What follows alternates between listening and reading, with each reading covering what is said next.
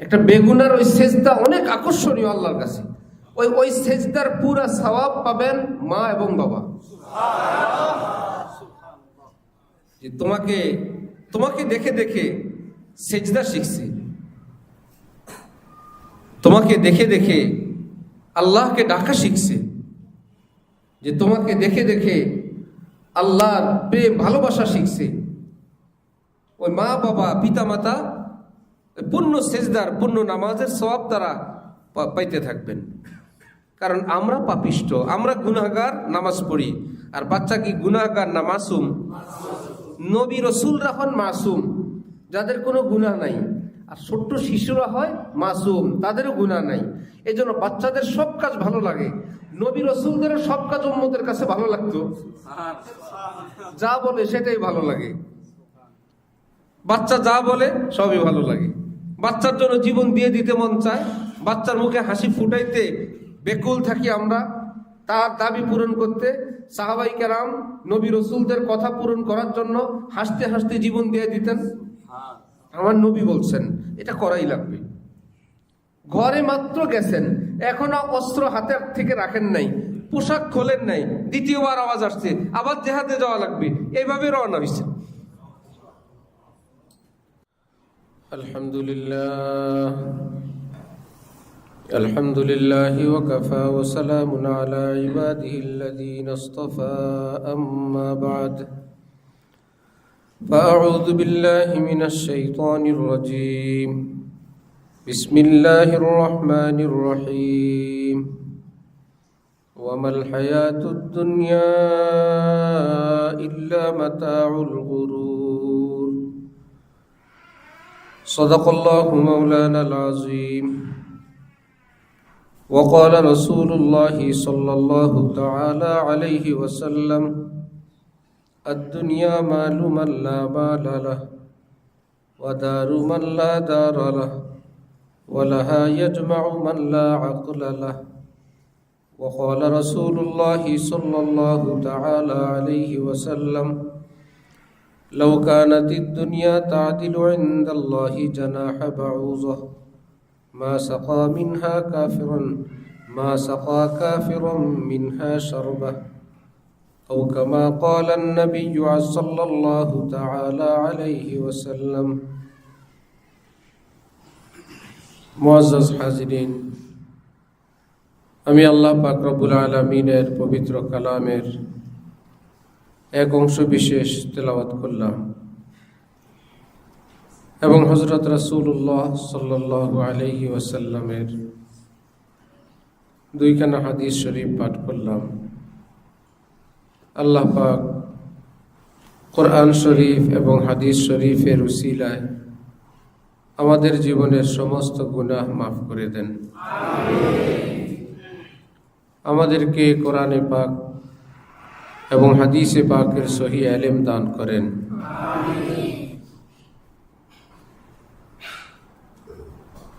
ইসলাহি মজলিসের শিরোনামে প্রতি মাসে এখানে মজলিস হয়।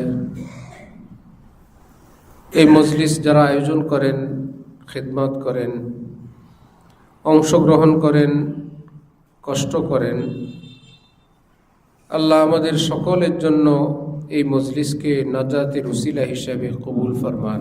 আমিন।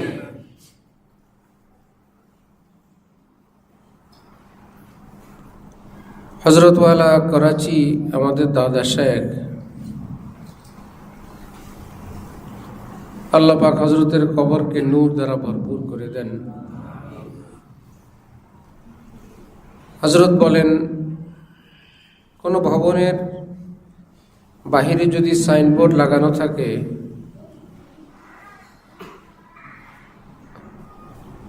এটা জাপানি মালের মার্কেট,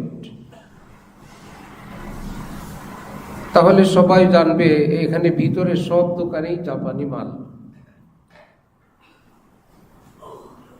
চাইনিজ মার্কেট তো চাইনিজ মাল।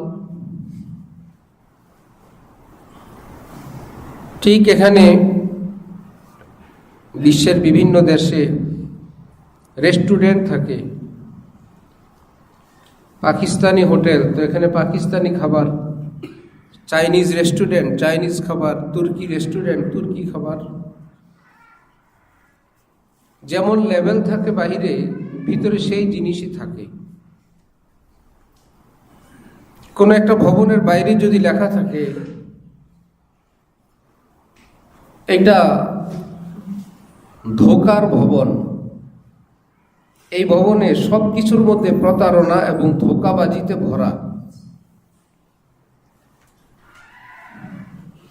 যেমন আপনারা সরকারি বিভিন্ন প্রতিষ্ঠানে গিয়ে দেখবেন লেখা দালাল থেকে সাবধান, দেখেন নাই? কোন জায়গায় লেখা থাকে? যেখানে কোনো দালাল নাই সেখানে না, অনেক দালাল, প্রচুর দালাল। কর্তৃপক্ষ যখন দেখে আর বহু সহজ সরল লোক এসে ধরা খায়, আর তারা কোনো সামাল দিতে পারে না, বিচার করে দালাল তো কাজ যা করার করে ফেলছে, শেষে তারা এটাকে সামাল দিতে না পেরে বড় করে সাইনবোর্ড লাগায়, কোথাও লিখে দেয় রসিদবিহীন কোনো লেনদেন করবেন না, রিসিট ছাড়া কোনো টাকা লেনদেন করবেন না। কোথাও লেখা থাকে দালাল চক্র থেকে সাবধান, কোথাও লেখা থাকে জুতা চোর থেকে সাবধান, কোথাও কোনো বাড়ির সামনে লেখা থাকে কুকুর থেকে সাবধান। যেখানে যেটা আছে সেটাই তো লেখা থাকে। এখন বিল্ডিং এর বাইরেই লেখা আছে ধোকা থেকে সাবধান। তার মানে প্রচুর ধোকা আছে মার্কেটে, প্রচুর ধোকাবাজি। তাহলে আপনি প্রত্যেকটা জিনিস ক্রয় করার আগে আপনি শুধু ভাববেন এটা কি 1 নম্বর না 2 নম্বর। আগে আমাদের সমাজে কোনো কোনো এলাকায় বিয়ের সময় দুলা মিয়াদেরকে শরবত দিত, অরিজিনাল শরবতের পাশাপাশি অনেকগুলো 2 নম্বর শরবত দিত না? রঙের শরবত, চুনার শরবত, এই শরবত সেই শরবত, একটা হাসি তামাশার জন্য। দেখি তো দুলা চিনি কিনা। দুলা কি আইসেই শরবত খাওয়া শুরু করতো?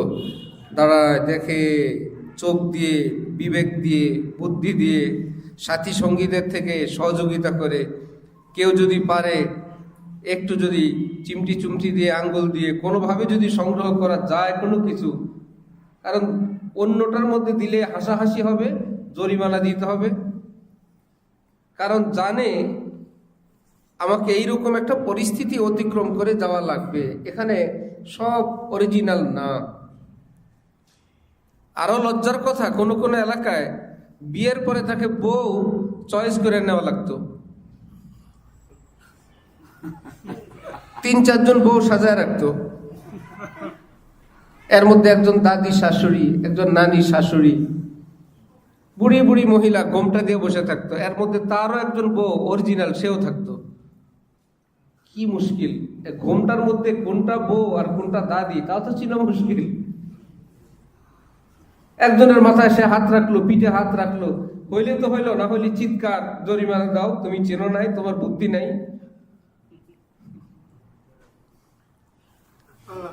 যদি এমনটা জানা যায় যে আমাকে এইরকম পরিস্থিতির সম্মুখীন হতে হবে বা হয়ে যায়, তাহলে কি চলবে নির্বিঘ্নে না সাবধানতার সাথে? প্রতিটা কদম, প্রতিটা পদক্ষেপ ধোকা খাই না। আবার ভারতের যারা চিকিৎসা করতে যায় প্রচুর দালাল। আমি একবার যাব, একজন আমাকে বললেন আমার একজন লোক আছে আপনাকে নিয়ে যাবে, সেই লোককে আমার নাম্বার দিছে। ওই লোক যে ফোন করা শুরু, এত খেদমত করবে ভারতের লোক আমার, জানা নাই শুনে নাই। আর কোনো অসুবিধা নেই, আপনি আসবেন, আমি আপনার জন্য আসবো, এই নিয়ে আসবো, গাড়ি নিয়ে আসবো, কোন হসপিটালে আপনি যাবেন। ভাই যেই লোক আমারে চেনেন না, এত খেদমত কিসের? পরে খোঁজ নিয়ে জানা গেল সে এটাই করে, এটা দালাল। রব্বুল আলামিন দুনিয়াতে আমাদেরকে পাঠায় দিয়ে পুরা দুনিয়ার উপরে একটা বিশাল বড় লেভেল লাগাই দিয়েছেন কোরআন শরীফের আয়াতের মধ্যে। এই দুনিয়া ধোকার ঘর।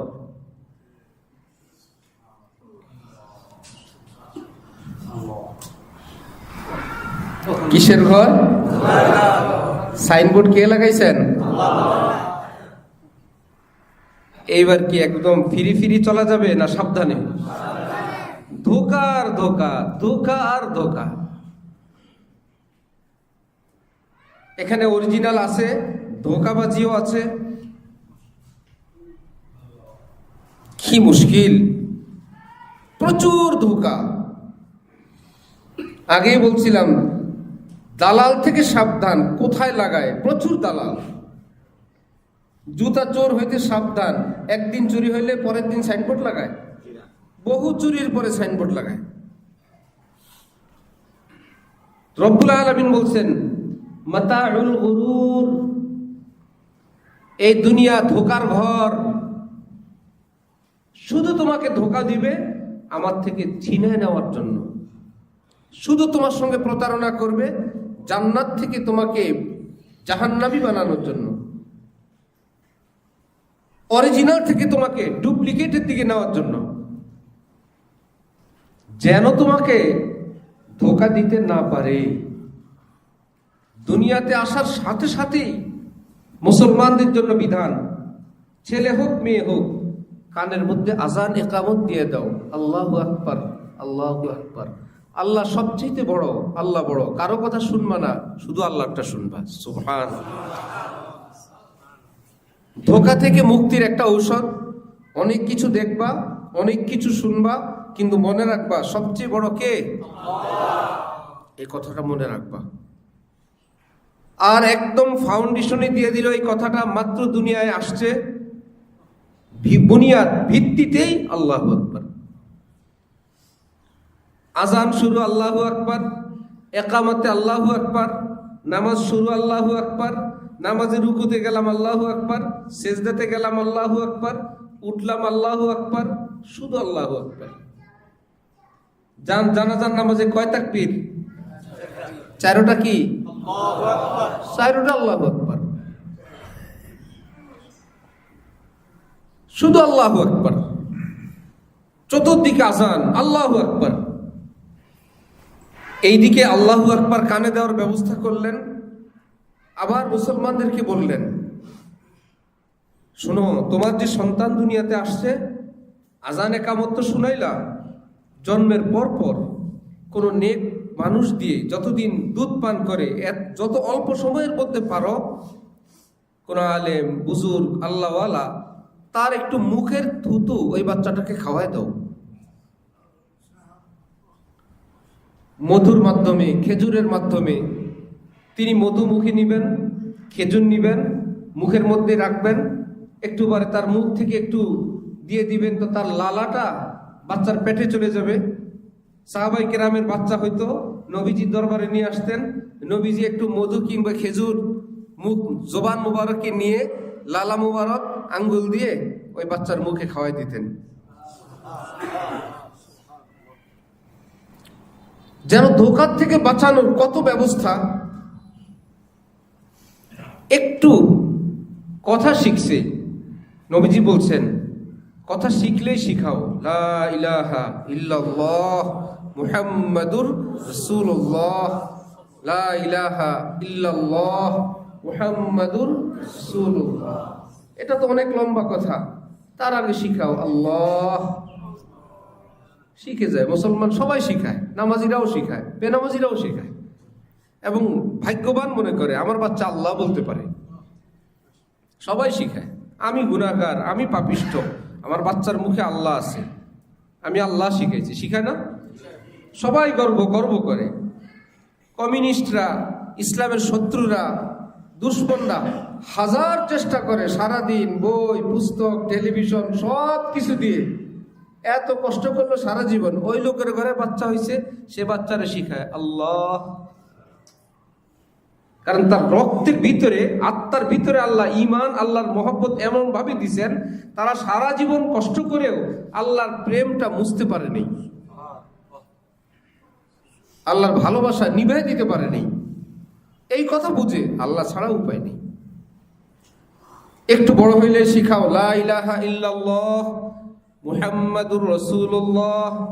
এবার বাবা যদি মৃত্যু হয়ে যায়, মায়ের যদি মৃত্যু হয়ে যায়, মা বাবা কামিয়াব, বাচ্চাটাকে কালেমা শিখে আসছে।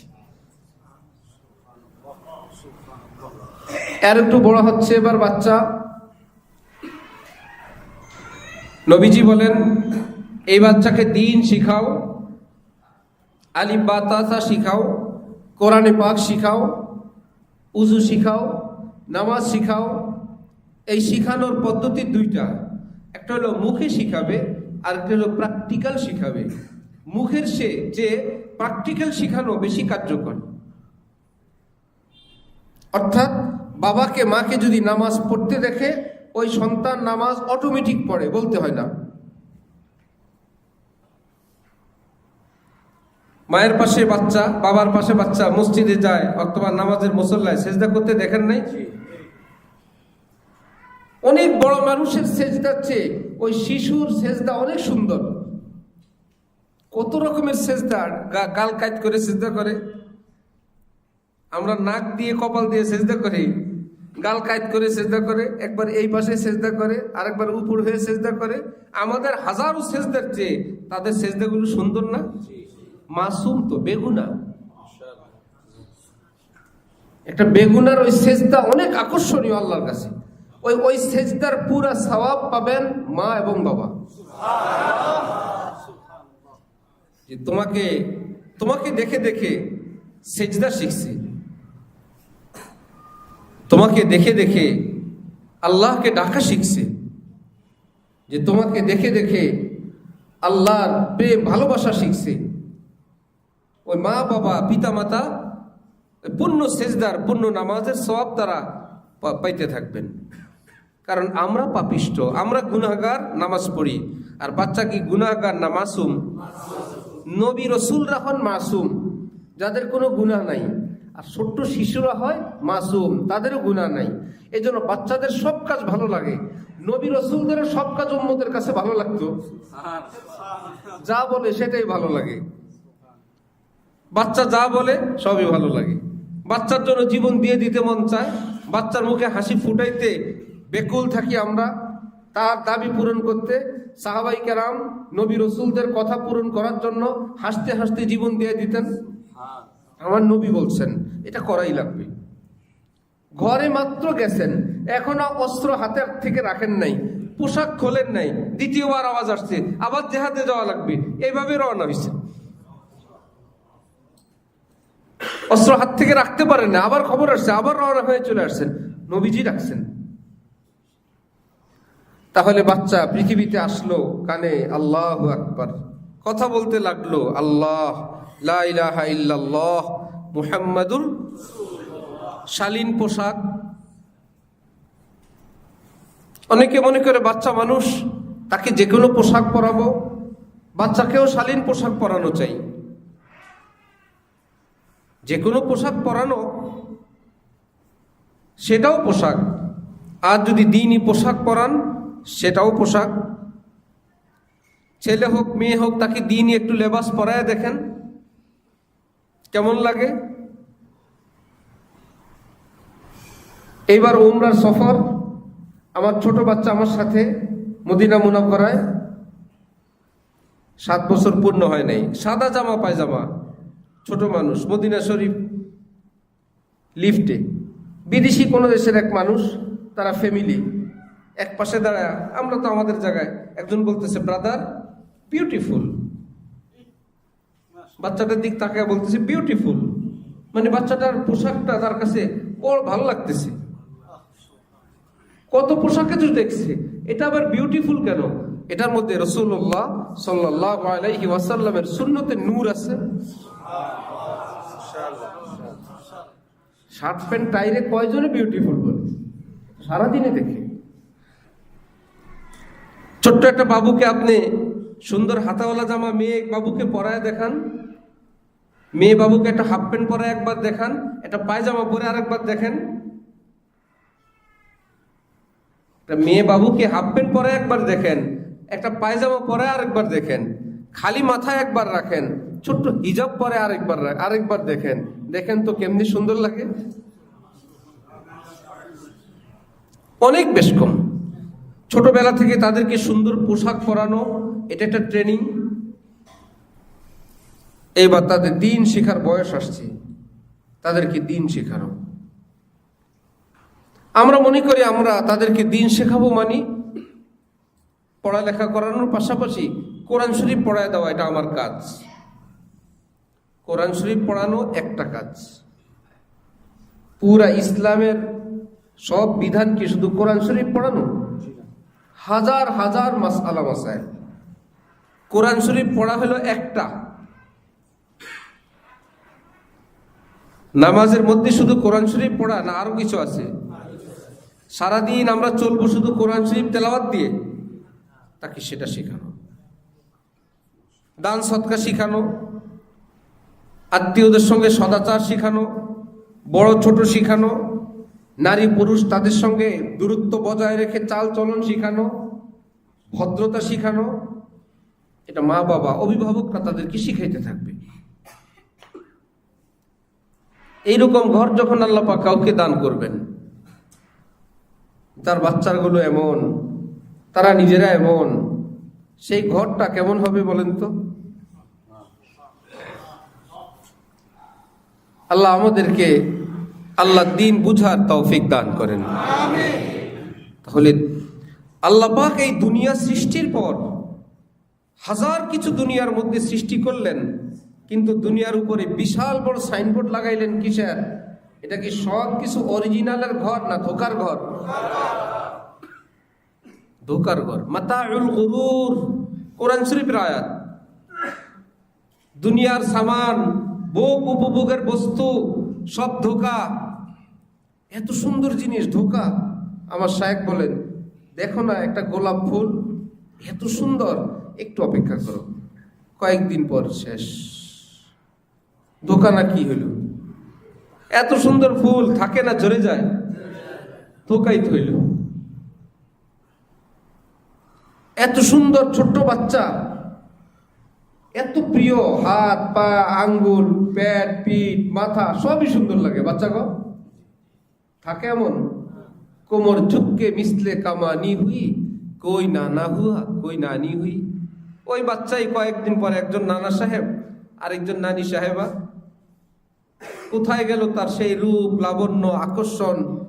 কিছুই নাই। আছে কিছু?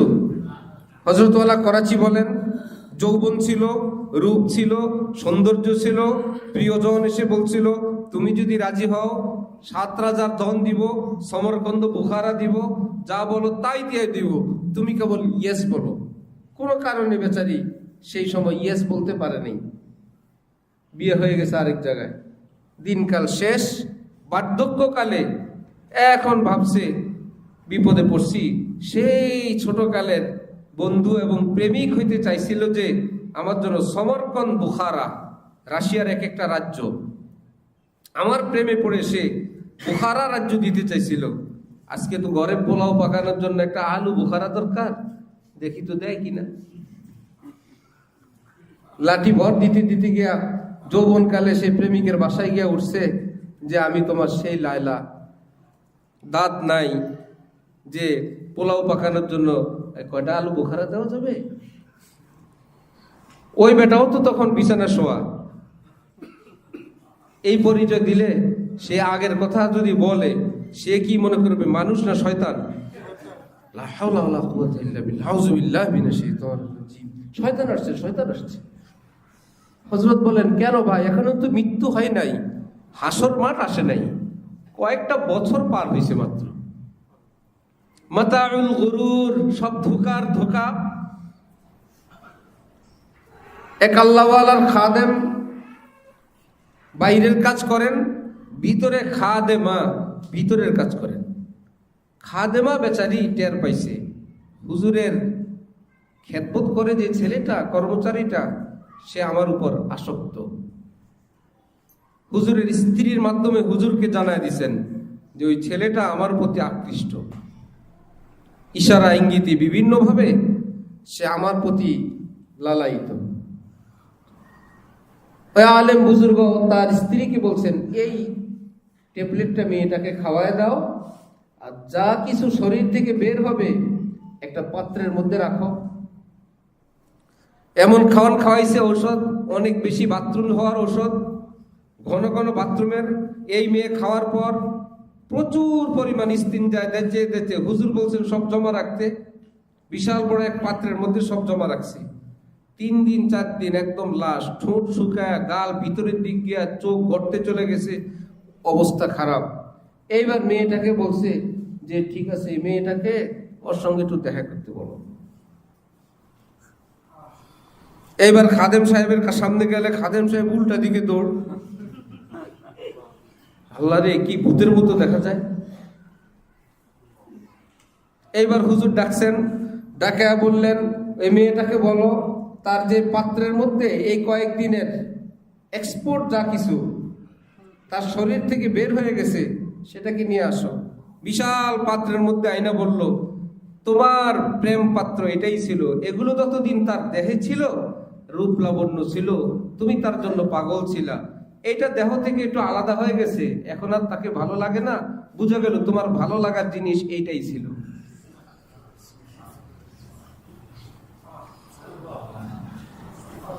অন্য কিছু তো বিয়োগ হয় নাই, সেই মানুষটা তো আছেই, মানুষটা থেকে মাত্র এইটুকুন জিনিস বিয়োগ হয়েছে, এখনই আর ভালো লাগে না, মানুষটা তো আছেই। শেখ সাদির গল্প আছে না, ছদ্মবেশে গেছে আর কেউ খাবার দেয় না, জুব্বা টুব্বা গা দিয়ে গেছে আর এখন অনেক মেহমানদারি দেয়, এখন উনি খাবার খায় না, জামারে খাওয়ায়। আমারে তো দেয় নাই, তোরে দিছি, আমি তো আগেও আসছিলাম, শুধু জুব্বাটা আনি নেই, এখন যেহেতু স্পেশাল জামা গায়ে দিয়ে আসছি এখন খাবার দিছে। আমি তো আসছিলাম আগেও, এখনো আমি আসছি, আমার আগে দিল না এখন দিল, আগে জুব্বাটা ছিল না এখন জুব্বাটা আসছে, বুঝা গেল খাবার তো আমারে দেয় নাই, জুব্বা তোরে দিছি, তুই খা।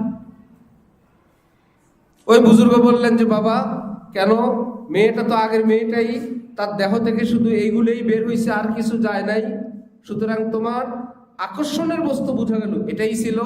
আল্লাহ পাক বলেন ওয়ামাল হায়াতুদ দুনিয়া ইল্লা মাতাউল গুরুর, দুনিয়া হলো ধোঁকার সামান, শুধু মিথ্যার ধোঁকা, শুধু প্রতারণা। আজকে আছে কালকে নাই। এক হিন্দু ছেলে অনেক কষ্টে একজন মানুষকে বিয়ে করছে, নিজের পরিবার পরিজনের বিরুদ্ধে গিয়ে, সবাইকে অমান্য করে, বিয়ের 2-4 দিন পরেই মেয়েটা মারা গেছে। এত কষ্ট করে সাধনা, পরিবার পরিজন সব কিছু থেকে বিচ্ছিন্ন হয়ে যাকে পাইল সে দুনিয়া থেকে বিদায় নিয়ে চলে গেছে। এখন রাস্তায় পাগল বেশে হাঁটে আর বলে আগে জানতে তো তুমসে কভি প্যার না করতে, আগে যদি জানতাম অবেলায় তুমি আমাকে রেখে এভাবে চলে যাবে তো সবাইকে ছেড়ে আমি তোমার জন্য উৎসর্গ হইতাম না, আগে তো জানতাম না। আল্লাহ পাক বলেন আল্লাহু লা ইলাহা ইল্লা হুয়াল হাইয়ুল কাইয়্যুম, আমি তোমাদেরকে ছেড়ে যাব না। সুবহানাল্লাহ, সবাই ছেড়ে যাবে, আমি যাব না, আমি হাইয়ুন, আমি কাইয়্যুম। হযরত জালালউদ্দিন রুমি বলেন ইশকে বা মুর্দা নবাশাত পায়দার, ইশকে রা বা হাইয়্যু বা কাইয়্যুম দার।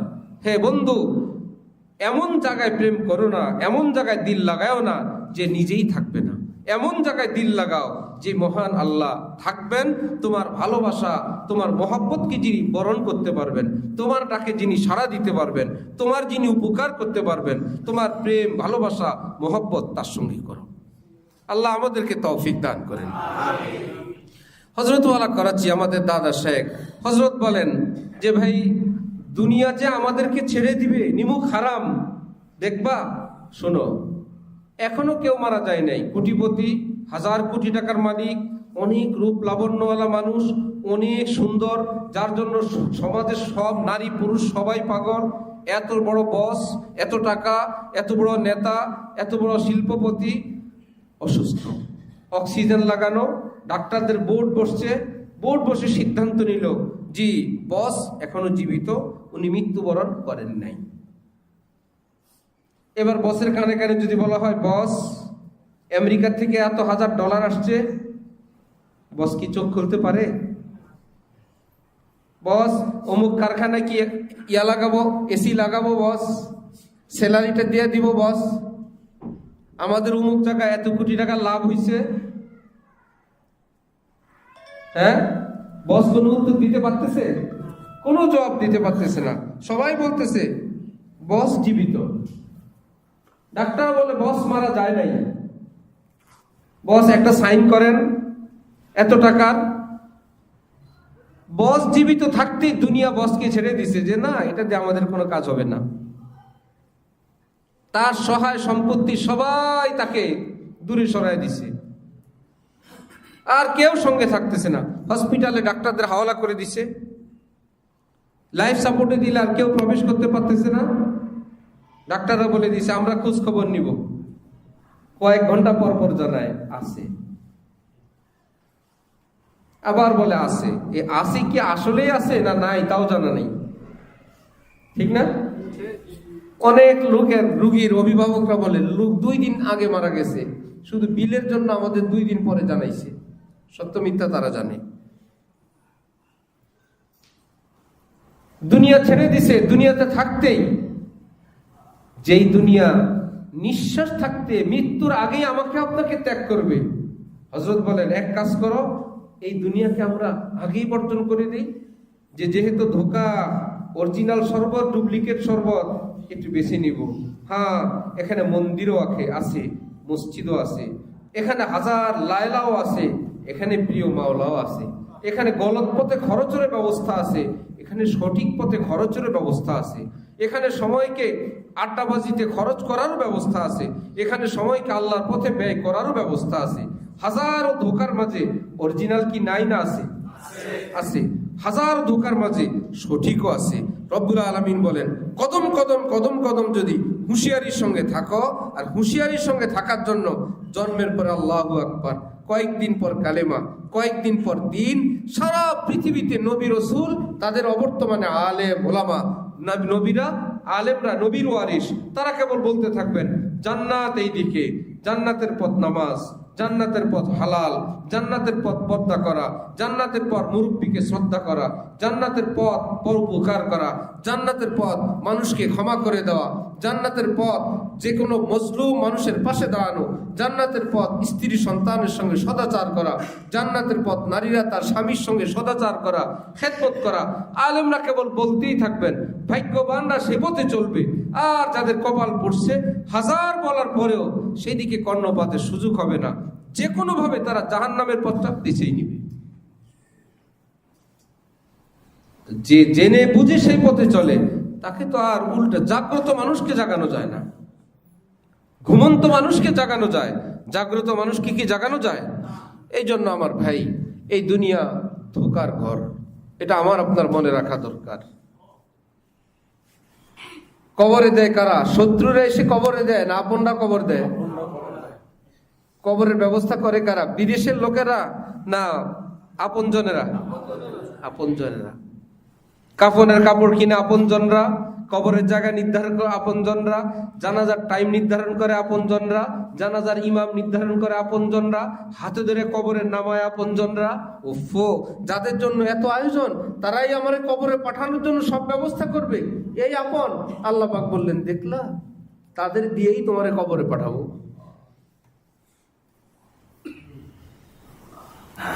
তাদের হাত দিয়েই তোমার কাফনের কাপড় কিনাবো, তাদের হাত দিয়েই তোমার বাঁশ কাটাবো, তার কবরের জায়গা নির্ধারণ করব। সুতরাং এরা তোমার কতটুকু আপন দুনিয়াতে থাকতেই বুঝে নিও। হ্যাঁ, আপনত্ব ঠিক রাখো, কিন্তু পরকাল ঠিক রেখে, আমার সঙ্গে সম্পর্ক ঠিক রেখে, যে পরকালে কেউ যাবে না, কিন্তু রব্বুল আলামিন বলেন আমি থাকবো তোমার কবরে, আমি থাকবো তোমার মরণে, আমি থাকবো তোমার হাসরে, আমি থাকবো তোমার জান্নাতে। আমার সঙ্গে সম্পর্ক রাখো। আমি তোমার দুনিয়ার আপনজনের মতো না, কবরে হাওয়ালা করে দিয়ে তারা এক জায়গায় তুমি এক জায়গায়। আমি তোমার এমন আল্লাহ না, আমি তোমার সঙ্গী সদা সর্বদা সর্বত্র। এশকে বা মুরদানা বাসাত পায়দার, এশকে রা বা হাইয়ু বা কাইয়ুমদার। রাসূলুল্লাহ সাল্লাল্লাহু আলাইহি ওয়াসাল্লাম ইরশাদ করেন, আদ-দুনিয়া দারু মান লা দার আলাহ। এই দুনিয়াকে নিজের স্থায়ী ঠিকানা বানায় ওই লোক যার পরকালে কোনো ঠিকানা নাই। দুনিয়ার জন্য এত ব্যস্ততা, দুনিয়ার ঘর বাড়ির জন্য এত ব্যস্ত, বলে এইরকম ব্যস্ত লোক সে, যার আখিরাতের ঘর বাড়ি থাকে না, সেই দুনিয়ার ঘর বাড়ির জন্য এত ব্যস্ত হয়। হালাল হারামও মানে না, জায়েজ না জায়েজও মানে না, নিজের জায়গা পরের জায়গাও মানে না, ঘর বাড়ি দরকার। ও মালুমাল্লাহ মাল আলাহ, দুনিয়ার মাল কামানোর জন্য একই পদ্ধতি, জায়েজ না জায়েজ হালাল হারাম নিজের পরের কিছুই বুঝে না, টাকা দরকার। বললো তার এই উন্মাদনা, এটা আলামত আখিরাতে সে মালদার হবে না, সে বড় মিসকিন হবে। ওয়ালাহা ইয়াজমাউ, আর দুনিয়ার জন্য স্তূপ স্তূপ জমা করতে থাকে, খায় না, পরে না, আরেকজনকে দেয় না, আত্মীয় স্বজনের পিছনে খরচ করে না, দান সৎকা করে না, পরকালের জন্য যোগায় না, শুধু জমা করতে থাকে দুনিয়ার জন্য। কে এটা? মানলা ওয়ালাহা ইয়াজমাউ মানলা আকলালা, যার আকল বুদ্ধি নেই, জ্ঞান বলতে কিছু নাই, শুধু স্তূপ করতে থাকে। দমটা যাওয়ার পরেই, দম কেন? মা বাবা বয়স হওয়ার পর সন্তানরা বাবা মায়ের সম্পদ কি বাবার মনে করে না নিজের মনে করে? নিজের মনে করে না? ওই সম্পদ থেকে বাবা যদি সম্পদ বিক্রি করে, ছেলেরা কি খুশি হয় না নারাজ হয়? তারা মনে করে কারটা বিক্রি করছে, আমাদেরটা। কি মজা! বাবার নিজের কামানো সম্পদ, নিজের খরিদ করা সম্পদ, দাদার সম্পদ না, নিজের রক্ত পানি করে যে সম্পদ খরিদ করছে, তিনি সেখান থেকে একটু বিক্রি করবেন, যে কারণেই হোক, তার নিজের প্রয়োজনে। ছেলেপেলেরা নারাজ, হাত আশ্রয় পা আশ্রয়, বাবার সঙ্গে কথা বলে না, মনে হয় যেন তাদেরটা, তারা রেডি করে নিছে, ওগুলো তো আমাদেরই। নিজের সম্পদ দান সৎকা করবে বা মেয়েকে দিবে, যা ইচ্ছা তাই করবে, সেখান থেকে একটু খরচ করবে, এতেই ছেলে মেয়েরা নারাজ, আমাদেরটা। ওই গরু চোরের মতন হইল না? গরু ব্যাপারী গরু বিক্রি করতে গেছে, চোরা রাস্তায় দাঁড়ায় আছে, বিক্রি করে আসলে টাকা নিয়ে যাবে। গরুওয়ালা গরু ফেরত নিয়ে আসছে। চোরারা বললো কি ব্যাপার, গরু বিক্রি করো নেই? এরা তো অপেক্ষা ছিল বিক্রি করা, টাকা এরা নিয়ে যাবে। গরুর মালিক বলল না, টাকা দাম কম বলে, এই জন্য বিক্রি করিনি। চোরারা দিছে মায়ের, বদমাইশ, দাম বললে কম বললে তোর ক্ষতি কি? 2 পয়সা কম পাইলে আমরাও কম পাবো, লস হইলে আমাদের হবে, তোর সমস্যা কি? 1 লাখ বেচলো আমাদের, 80,000 বেচলো কাদের? তোর সমস্যা কি? তোর দায়িত্ব বিক্রি করা না, তো আমরাই নিব। 1 লাখ বেচলো আমরা নিব, 80,000 বেচলো আমরাই তো নিব। ছেলেপেলেরা বাবারে মনে করে ওই রকম, আপনি বেচবেন, এটা তো আমাদের সম্পদ। এটা কি তাদের সম্পদ না বাবার সম্পদ? শেষ বেলায় চিকিৎসা করে না, আবার বলে কি আশপাশ থেকে কিছু অসভ্য লোক আছে, পুরুষ এবং নারী, মরবে তো মরবে, সব শেষ করে মরবে। কি সুন্দর মনে ধরে কোরআন শরীফ তেলাওয়াত করে, যাবে যাবে সব নিয়ে যাবে। আমার আম্মা অসুস্থ হয়েছে, আমাদের আত্মীয় স্বজনের মধ্যে অনেকেই শুরু করছে, যাবে তো বুঝছি, এই রোগী আবার বাচ্চা নাকি, যাবে সব নিয়ে যাবে আর কি। এই রোগী আবার বাচ্চা নাকি, লিভার সিরোসিস, পেট ফুলে গেছে, পেটে পানি জমছে, এই রোগী তো বাঁচে না। ডাক্তার বলছে 90% লিভার নষ্ট হয়ে গেছে, লিভারটা শক্ত, লিভার মানে কলিজা, কলিজা শক্ত হয়ে গেছে, রান্না করলে যেরকম কলিজা শক্ত হয়ে যায় ওরকম শক্ত হয়ে গেছে।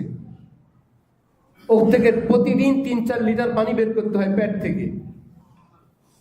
চেহারা বিবর্ণ, আসগর আলীতে, আনোয়ার খান, গ্রিন লাইফ, যত হসপিটাল, সবাই বলল বুঝি, যাবে তো যাবে, সব নিয়ে শেষ করে তারপরে যাবে।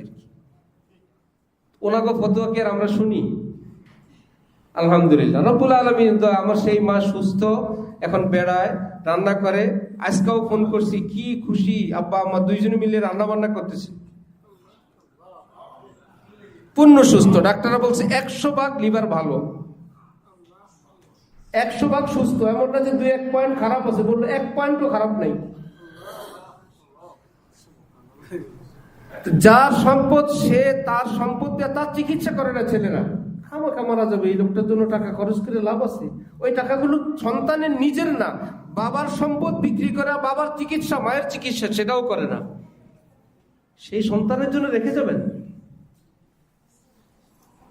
মহল্লায় মসজিদের একটু উজুখানার জায়গা নাই, মসজিদ বড় করার জায়গা নাই, মাদ্রাসার জায়গা নাই, অমুক মাদ্রাসা মহল্লায় কষ্টে আছে, অমুক এতিমের জায়গা নাই, অমুক সহায় সম্বলহীন, অনেক অস্তিত্বহীন, অমুক মানুষটার থাকার মতো জায়গা নাই। আপনি আপনার বিশাল বিঘাকে বিঘা, কানি কানি জমি সব রেখা কবরে রাখা হয়েছে। কারণ মহল্লার 5টা লোকের জন্য 2% করে দেওয়া যায় না? ভাই যার আছে আমি তাকে বলছি যে তোমরা এই 2% করে 5 জনই পিটি করে থাকো। একটা মাদ্রাসাকে 5% দেন, মসজিদের পাশের জায়গা দেন। সবাই ঘর বাড়ি তো আর মসজিদের সঙ্গে না, পাল্টায় দেন। নিজের যেখানে আছে সেখান থেকে বিক্রি করে পাশেরটা কিনে দেন, যে মসজিদ বড় করেন। কত রকমের খেদমত করা যায় না? নবীজি বলেন রাখো, ওয়ালাহা ইয়াজমাউ, দুনিয়ার জন্য জমা করতেই থাকে, মানলা আকলালা, যার আকল নেই। আল্লাহ আমাদেরকে এই দুনিয়ার হাজার রকমের ধোঁকা, প্রতারণা, এই দুনিয়ার উন্মাদনায়, নেশার ভিতরেও আল্লাহর কথা মনে রাখার তৌফিক দান করে।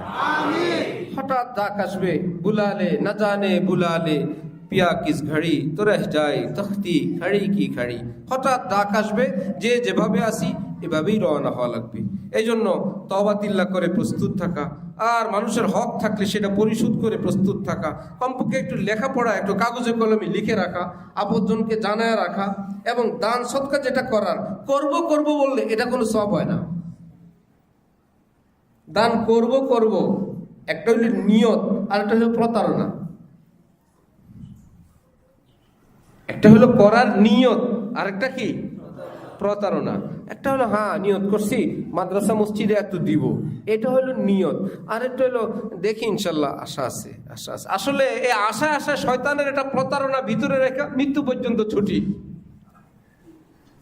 ওয়ামিম্মা রাযাকনাহুম, পড়েন না, ওয়ামিম্মা রাযাকনাহুম ইউনফিকুন। আল্লাহ পাক বলেন আমি তাদেরকে দিতে থাকি, আমার যারা আপনজন জান্নাতি মানুষ, আর তারা আমার রাস্তায় দিতে থাকে, আমি দিতে থাকি, তারাও দিতে থাকে।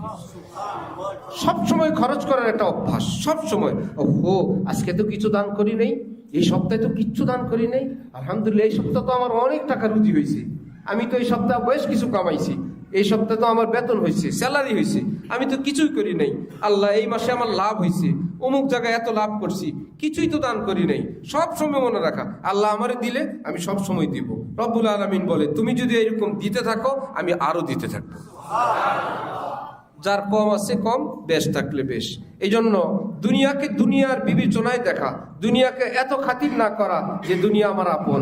বেশি আপন করবেন, দুনিয়ার নিঃশ্বাসটা বের হওয়ার পরে এত জোরে লাথি দিবে, এক লাথিতে কবরে।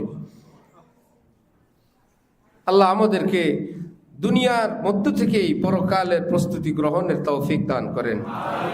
একটু খেয়াল করে হালাল খাওয়ার ফিকির করা, আল্লাহ পাকের যে হুকুমগুলো 5 ওয়াক্ত নামাজ আদায় করার চেষ্টা করা, হুকুকুল ইবাদ, যাদের মা বাবা মুরব্বীরা আছেন তাদের ব্যাপারে খুব খেয়াল রাখা, আর পারিবারিকভাবে একটু তিক্ততা, একটু দূরত্ব। যত মানুষ তত রুচি, তত মেজাজ, তত ফয়সালা, এগুলো আপনার না, শুধু যত পরিবার সব জায়গায় একটু 19-20 থাকবেই। এটাকে বরদাস্ত করা এবং জ্ঞান এবং বুদ্ধিমত্তার সঙ্গে সেটাকে মোকাবেলা করে দিন কাটানোর চেষ্টা করা। সব বিষয়ের মধ্যেই না জড়ানো, সব কথায় উত্তর না দেওয়া, সবটার সঙ্গেই নিজেকে না জড়ানো, যে পুরুষের মতো থাকা। আর মা বোন যারা শুনছেন তাদেরও কর্তব্য যে সব বিষয়কে নিজেকে হাকিম মনে না করা, যে সব বিষয়ের বিচারপতি আমি। নিজের স্বামী, নিজের শ্বশুর, নিজের মুরব্বী, তাদেরকে মুরব্বীর মর্যাদা দেওয়া। তারা অভিভাবক, তাদের সিদ্ধান্তই চূড়ান্ত। আমি বেশি পরামর্শ দিতে পারি, আমি পাশ থেকে তাদেরকে উপদেশ দিতে পারি, সহযোগিতা করতে পারি। এই মন নিয়ে যদি আমরা চলতে থাকি, ইনশাআল্লাহ আল্লাহ আমাদের এই অল্প কয়েকদিনের হায়াতও সুন্দর করবেন, পরকালও সুন্দর করবেন। আল্লাহ পাক সকলকে তৌফিক দান করেন। ওয়া আখির দাওয়ানা আনিল হামদুলিল্লাহি রাব্বিল আলামিন।